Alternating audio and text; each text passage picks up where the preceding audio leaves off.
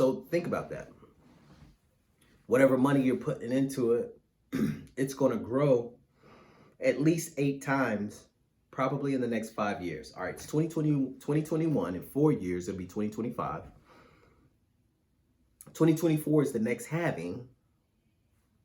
So 2025 is going to be an absurd year in Bitcoin, because that's what history tells us. Every year after the halving is very strong. Now, again, it's a 10-year play for me. Bitcoin's a 10-year play for me. I want to see what it's going to be doing in 10 years. I'm going to be around in 10 years. I want to see what it's doing in 20, but it's a 10-year play. So when you get into it, you know, don't just watch it every day. Oh my God, it went down. Oh, it went back up. Oh, it went down. It went down. It went down. Oh, it went back. Nah, if you're a trader, more power to you, but I'm hodling, holding on for dear life. I'm a hodler because 2025 is a big year. 2025 is going to be a big year. But guess what? This year is a big year also, because this year is a year after our halving, 2021. So we're going to have to pay attention to that. But again, let's go back to the example because the Morgan Stanley analyst said that it's challenging the dollar for a medium means for exchange. Now, it would be the equivalent. It would be kind of like what the penny is to the dollar, the smallest denomination. But that's why a lot of people is like, look, just stack sats, stack Satoshis. If Bitcoin is a medium of exchange, then Satoshis will be very relevant. And that's how it was designed. So, I mean, let's remember, Bitcoin was designed to be digital money. So the dollar hasn't been designed to be digital money yet. The Fed is working on that right now. Again, Jerome Powell said the digital dollar, that's a priority. What would you rather be involved in? Because Bitcoin is freedom for the little man. It's freedom, it's privacy, it's freedom, it's borderless. It allows you to be a reserve bank.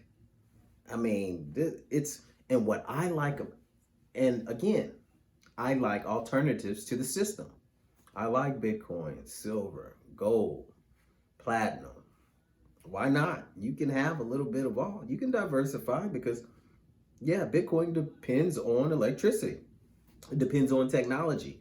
So that is kind of counterparty. You know, you got to be able to get some electricity from somewhere. If you got solar generators, and then great, wonderful. But you're going to have some power from somewhere. So that is, you know, kind of one of the setbacks.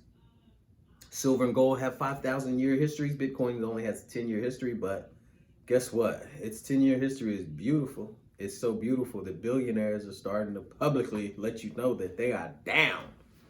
Hey, don't want to miss out. Oh my gosh. So there's a channel on YouTube called The Modern Investor. I like this guy. Has some great information. He pointed out, this is an amazing story. So in Nigeria, the Nigerian Senate, they're on Twitter. They'll have a meeting, they'll be in session, and they'll be tweeting. The Nigerian Senate, they tweeted out that basically Bitcoin makes our currency, our national currency, look like trash. So we better regulate it because, you know, our citizens are going to be involved in it. We need to regulate it. We need to get ahead of it. Do you know what Bitcoin trades for in Nigeria?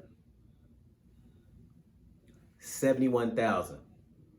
While Bitcoin is over here flirting around 50,000, in Nigeria it's 71,000 a coin.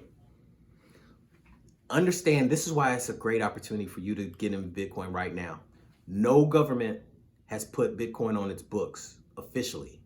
There might be somebody behind closed doors eating it up, but nobody's putting it on their balance sheet just yet. And the first country that publicly does, what is everybody else going to do? Copycat.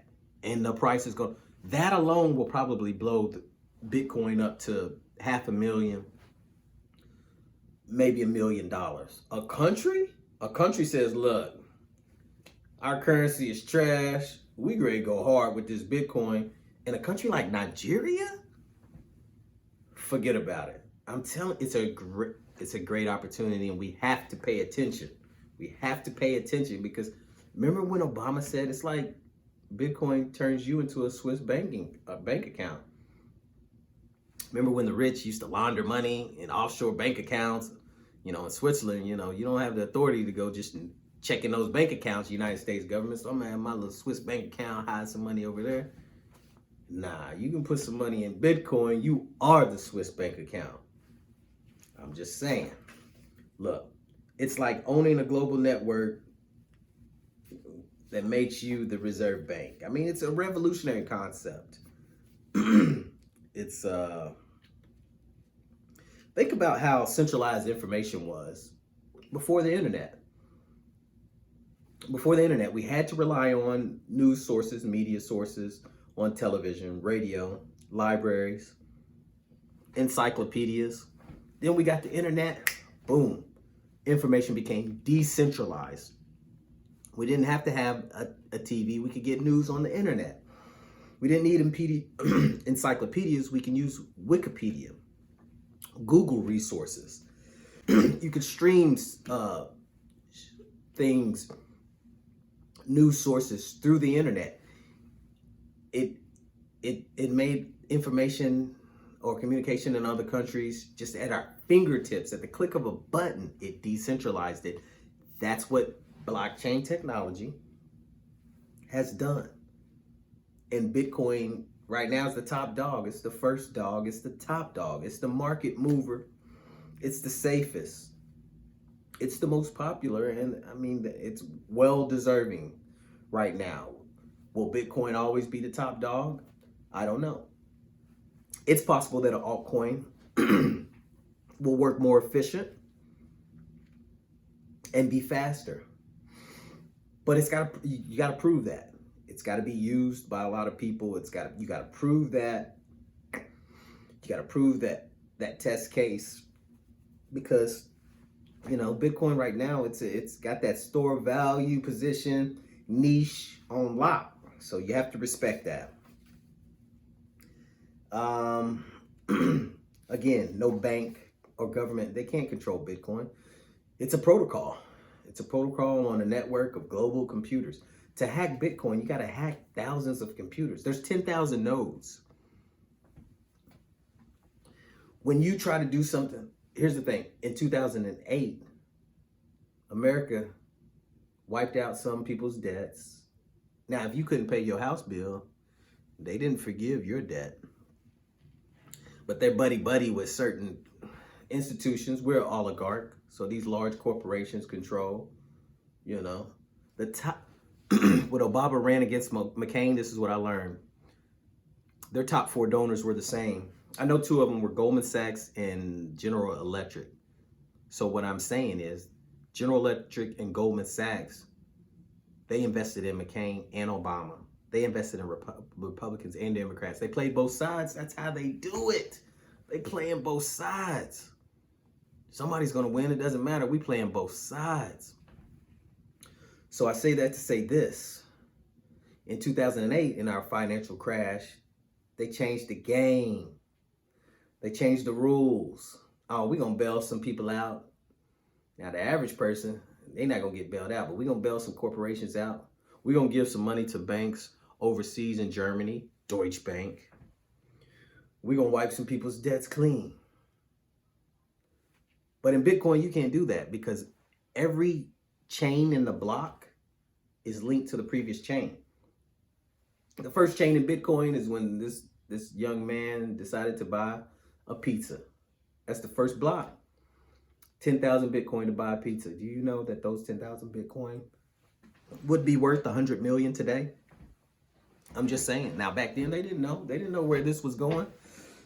People used to laugh when people would be like, Bitcoin's going to be $200 a coin. People used to make fun of that. But what I'm saying is, if you went back and tried to say, if that guy went back and somebody tried to change it and say, well, it wasn't 10,000 Bitcoin to purchase that pizza. It was only 5,000, so he should still have 5,000. Other miners would be like, hold up now, hold up. You can't change that. You can't just change the block like that. So you can't just change the rules of Bitcoin because it's too many. You got too many miners that are regulating and checking all these transactions because they get rewarded to do so. So they're gonna be like, hold up now. This block has a summary of the previous block. If you're gonna change this block, you have to change the original block, and you don't have permission to go in and do that. So you can't just. In the previous video, I was talking about the silver future market. They have a SOV ETF where they changed the prospectus, basically changed the rules of the minimal amount of trades. And the funny thing about it is, the next day that they changed the rule, Goldman Sachs went and made the trade, and it was way above the amount that they had changed it to, just to show you that the banks can do what they want. If you're big enough, you can do what they want. But I digress. It's worth taking a look at if you haven't. It's definitely worth taking a look at if you haven't. There's different, I'm going to put in the description, I'll put some links to Coinbase or Binance USA. You can also use PayPal to purchase Bitcoin, Cash App. What I like about Coinbase is they'll give you some Bitcoin for free. You can play around with it. They'll give you some crypto for free, not Bitcoin, but they'll give you some different cryptocurrencies for free. You watch a 2-minute animated video, learn about it, answer one multiple choice question. You can answer the question many times as you want, and they'll give you some crypto. And they allow you to play along with it. Now, I do suggest you get yourself a hard wallet, a Ledger S or a Ledger X. The Ledger X is compatible with your smartphone. I have a Ledger S, but I'm going to upgrade because it's compatible with the Ledger X. Also allows you to store way many more cryptocurrencies. So you want a hard wallet. It's like if you keep your money on the exchange, if you keep it with PayPal or Cash App or Coinbase, when it's on the exchange, you know, the exchange is, number one, is denominated in dollars. Number two, there could be some shadiness going on to the exchange to where more cryptos are traded than what people actually have. And you don't want to be the one caught slipping. It's kind of like with precious metals. If you don't hold it, you don't own it. So you want to store your Bitcoin in a cold wallet, in a hard wallet, off an exchange. But if you do plan on doing some trading, then you might keep some on the exchange. But keep that in mind, and I'm going to put those in the description, some links for you.